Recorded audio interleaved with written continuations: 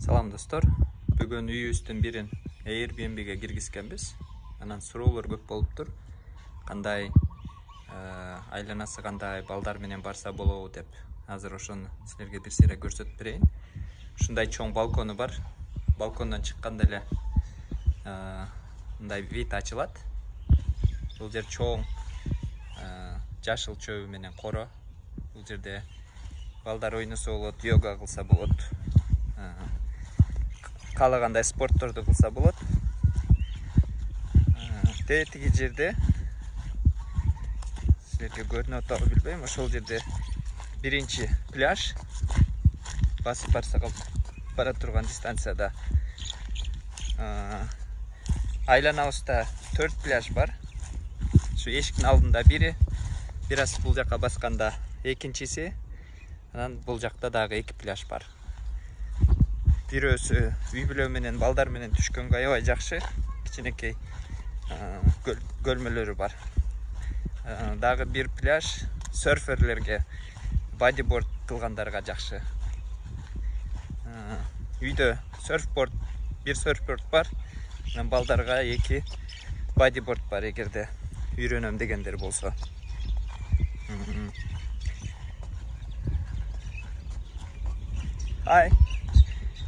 Вид ушундай. Бул жер аябай балдар үчүн, үй бүлөлөр үчүн жакшы. Тынч, эч кандай ызычуулар жок, элдер аз. Күн азыр ушундай жерден көбүнчө батат, сансет ушул жактан болот. Сансетти үйдө отуруп дагы тетиги биздин үй. Ошол жерден балкондо отуруп тоссоңор болот, же океанга барып 2 минутта басып ошол жерден сансет тоссоңор дагы болот.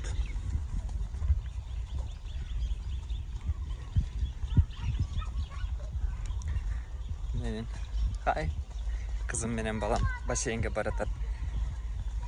Бассейни азыр күндүз кечкери ачык болот. Каалаган убакта түшсө болот.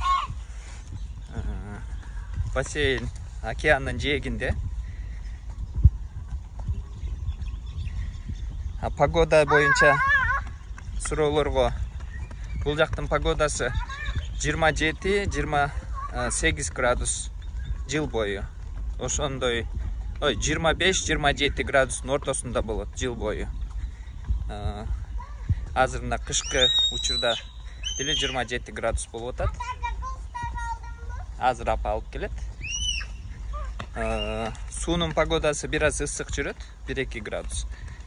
Негизинен Тынч океаны, ушу Гавайи жагы аябай ысык болот. Ошол үчүн суу ысык, бассейндей. Ошондой погода суунуку. Дагы эмне? Ушундай.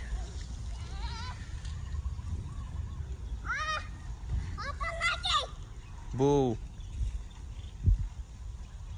аралдын батыш жагы. Ошо бизден караганда Оаху аралы көрүнүп турат. Хонолулу шаары жак. Ошо батышында, океанга жакын жеринде. Азыр силерге бассейнди көрсөтөм. Анан ошол жердеги видти көрсөтөм.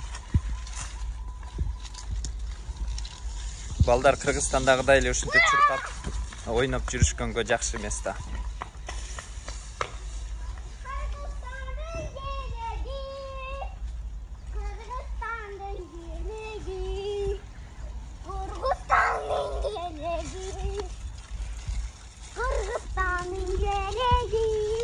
Адам жакет кийбейт бекен кызым?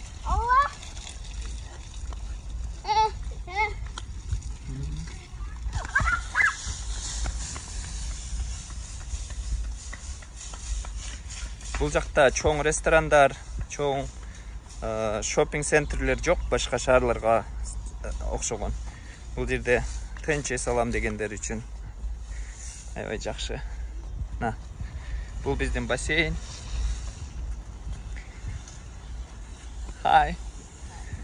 Бассейнге келип, бул жердеги резортто жашагандар гана түшкөнгө болот. ушул жакта, ушул жерде отуруп. Хаймек. Мен тосса болот сансеттерди. Азыр дагы айтчу нерсе кышкы сезондо толкундар чоңураак болот. Океанга кээ бир күндөрү түшпөй калышыңар мүмкүн. Бирок башка тиги жакта дагы пляж бар, тиги жакта. Ошол жерге барып түшүп келсе болот. Бир 5-10 минутта басыш керек болот да. Толкун азыр ушундай бир 1-2 метрден бийик болот. Серфинг кылам дегендерге, балдар менен бодиборд кылам дегендерге толкундардын үстүндө жакшы. Көпчүлүк жерге машина барбайт, ушундай пляждарга жөө басып хайкинг кылганга жакшы. Анан тетиги тоонун башына чыгып, ошол жерде дагы күндүн батканын тосса болот. Анан тетиги жакта дагы бир тоо бар, ал бийик. Ошол жерге чыкса болот. Ушундай достор. Бул жер балдар үчүн, үй бүлөлөр үчүн аябай ыңгайлуу. Парочкалар, бойдоктор үчүн деле жакшы. Албетте. Болгону чоң ресторандар, чоң магазиндер жок.